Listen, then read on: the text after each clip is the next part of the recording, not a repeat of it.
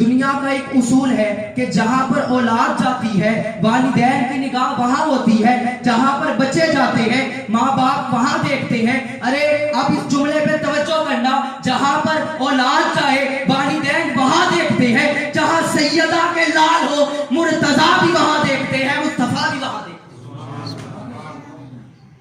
میں نے آیت کریمہ پڑھی ہے اور ہم بیٹھے بھی سادات گھرانے میں ہیں، تو کتنی خوشی کی بات ہوگی کہ حضور بھی دیکھ رہے ہو، سیدہ پاک بھی دیکھ رہی ہو، سیدوں کے در پہ بیٹھ کے ہم علی کا ذکر کر رہے ہیں، سیدوں کے در پہ بیٹھ کے ہم علی کا ذکر کر رہے ہو۔ اور حضرت علی یہ وہ ہستی ہیں کہ انبیاء کے بعد، استاذ محترم تشریف فرما ہے، انبیاء کا نام لینا عبادت ہے۔ انبیاء کے بعد یہ شرف کسی کو نہیں ملا۔ آپ کسی کا بھی نام لیں، چاہے وہ صدیق اکبر ہو، انبیاء کے بعد، تمام انبیاء کے بعد اگر کوئی افضل البشر ہے تو وہ صدیق اکبر ہے۔ لیکن اگر انبیاء کے بعد کسی کو یہ رتبہ ملا ہے، اگر انبیاء کے بعد کسی کو یہ شان ملی ہے تو وہ فقط مولا کائنات ہے۔ سبحان اللہ۔ اور یہ بات یاد رکھ لیں، میں تو یہ کہتا ہوں اکثر کہ اس سے بڑھ کے میرے پاس کوئی جملہ نہیں ہے۔ انبیاء کے بعد سب سے جو افضل ہو انہیں صدیق اکبر کہتے ہیں، اور صدیق اکبر جسے اپنا مولا کہے اسے مولا کائنات کہتے ہیں۔ اس سے بڑھ کے میرے پاس جملہ نہیں ہے۔ میں نے آیت کریمہ پڑھی ہے، خالق کائنات فرماتے ہیں محبوب آپ فرما دیجئے کہ میں تم سے کچھ نہیں مانگتا، ہم تو جہنم میں جانے والے تھے نا، حضور نے ہمیں جنت میں بھیجا ہے، ہم حضور کی بدولت جنت میں جائیں گے۔ تو فرماتے ہیں اے محبوب فرما دیں آپ کہ میں تم سے اس کے بدلے کچھ نہیں مانگتا، تمہیں میں نے مسلمان کیا، تمہارے پر اتنے احسانات کیے، لیکن اس کے بدلے میں تم سے کچھ نہیں مانگتا، فقط میرے گھرانے سے، میرے گھر والوں سے مودت کرنی ہے۔ اور یہ یاد رکھیں مودت ہوتی کیا ہے؟ مودت ایک محبت ہوتی ہے۔ محبت اسے کہتے ہیں کہ بندہ محبوب کے بغیر زندہ رہ لیتا ہے۔ اگر محبوب نہ ملے نا تو بندہ زندہ رہ لیتا ہے، عاشق زندہ رہ لیتا ہے۔ لیکن مودت وہ چیز ہے، علماء فرماتے ہیں کہ مچھلی کو پانی سے محبت نہیں ہے، مودت ہے۔ کیا مطلب کہ اگر پانی سے مچھلی کو نکال لیا جائے تو مچھلی زندہ نہیں رہ سکتی، اور رب نے اسی لیے قرآن میں کہا تھا کہ محبوب آپ کہے میرے گھر والوں سے محبت نہیں مودت کرنی ہے۔ کیا مطلب کہ قیامت تک آنے والوں اگر تمہارے سے کوئی اہل بیت کی محبت جدا کرے تو زندہ رہنے کا فائدہ ہی نہیں ہے، مر جانا، زندہ رہ کے کیا کرنا ہے۔ اور امام شافعی فرماتے ہیں اہل بیت کی محبت فرض ہے۔ یہ جملہ یاد رکھ لیں، میں ذمہ داری سے کہہ رہا ہوں، اہل بیت کی محبت جزء ایمان نہیں ہے، جزء حصے کو کہتے ہیں۔ اہل بیت کی محبت جزء ایمان نہیں ہے بلکہ اہل ایمان ہے۔ سادہ الفاظ میں جملہ سمجھ لیں، اہل بیت کی محبت ایمان کا حصہ نہیں ہے بلکہ جان ہے ایمان کی۔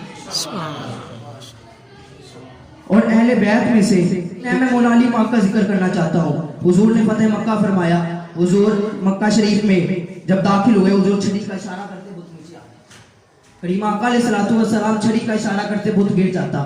جب سب بت گر گئے نا، سب سے بڑا بت جو سردار تھا بتوں کا، کہیں کتابوں میں اس کا نام حبل آیا ہے، حبل سب سے بڑا بت تھا، سردار تھا۔ حضور اشارہ کرتے، عقیدہ یاد رکھے، حضور اشارہ کرتے گر سے بھی جاتا، بلکہ حضور اشارہ تو کیا، اشارہ بھی دور کی بات ہے، حضور جلال سے اسے دیکھ لیتے وہ گر جاتا۔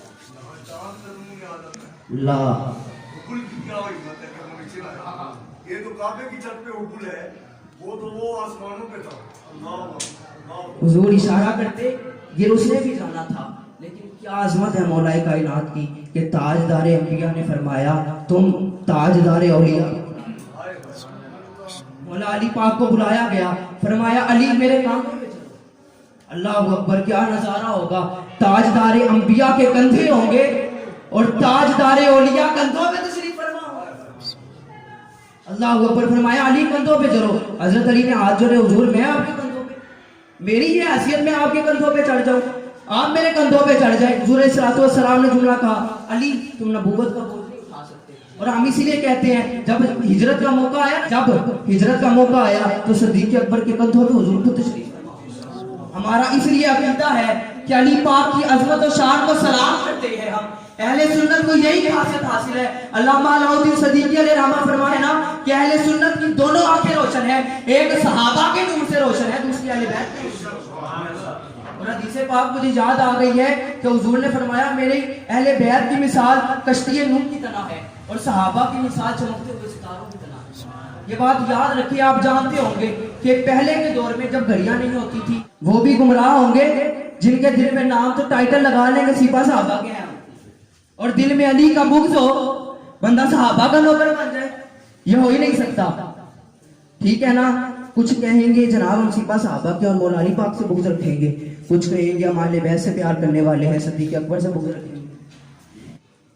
کہ ہم ان کا تقابل کسی دوسرے بندے کے ساتھ کریں, ہم تو درمیانے سے لوگ ہیں. اور میں بتاتا ہوں جب حضور علیہ الصلوۃ والسلام نے بلایا نا مولا علی کو, مولا علی کندھوں پر سوار ہوئے, اتارنا تو بت تھا. ویسے حیرت والی بات ہے ہر جگہ پر حضور نے علی پاک کی شان دکھائی ہے.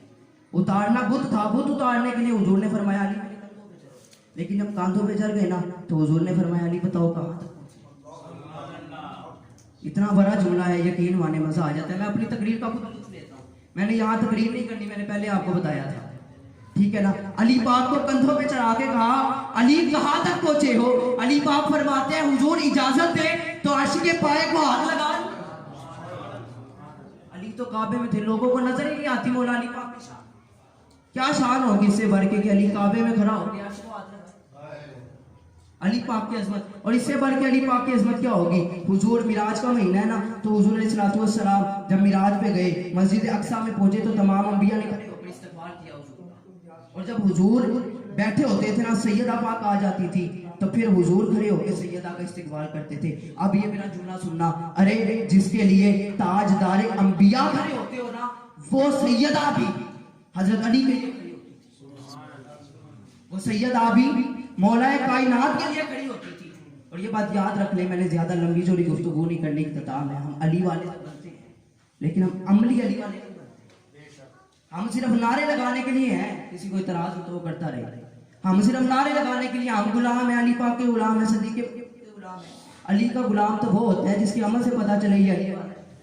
حضرت علی سے پوچھا نا صحابہ نے کہ علی بتاؤ قیامت کے دن اگر اللہ تمہیں کچھ نوازے, تم سے پوچھے علی تیری کیا خواہش ہے, تو آپ کیا کہیں گے. فرماتے ہیں کہ اگر اللہ مجھے کہے نا ایک طرف جنت ہے اور ایک طرف مسجد ہے تو میں مسجد کو اختیار کروں گا, مجھے اس کی عبادت کرنے میں لطف بنا. ہم علی والے بن جائیں لیکن نمازی نہ بنیں. ہم علی والے بن جائیں لیکن رمضان کا مہینہ ہے ہم روزے نہ رکھیں. ہم علی والے بن جائیں ہماری آنکھوں میں بے حیائی ہو, یہ ہو ہی نہیں سکتا. علی والا تو وہ ہوتا ہے نا پھر جب داتا علی میری بن گئی, کیونکہ میں داتا صاحب کے قدموں میں پڑھتا ہوں, تو مجھے جب علی والا بندہ بن جاتا ہے نا, علی والا بندہ بن جاتا ہے تو پھر اس کے لنگر زمانہ اس کا لنگر, جب حقیقت میں بندہ علی والا بن جاتا ہے. ہم نے صرف نعروں تک نہیں کرنا, ہم نے عملی علی والا بننا ہے کہ کہیں دیکھیں تو لوگوں کو دیکھ کے پتا چلے یہ علی والا ہے, یہ مصطفی آ رہا ہے.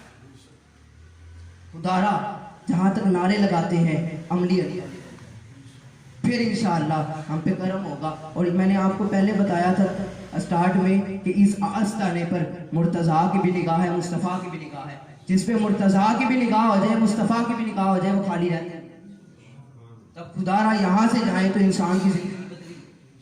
پہلے بے نمازی تھے اب نمازی بن جائیں, پہلے اگر گناہ کرتے تھے اب گناہوں کو ترک کرنے والے بن جائیں. پھر انشاءاللہ ہم علی والے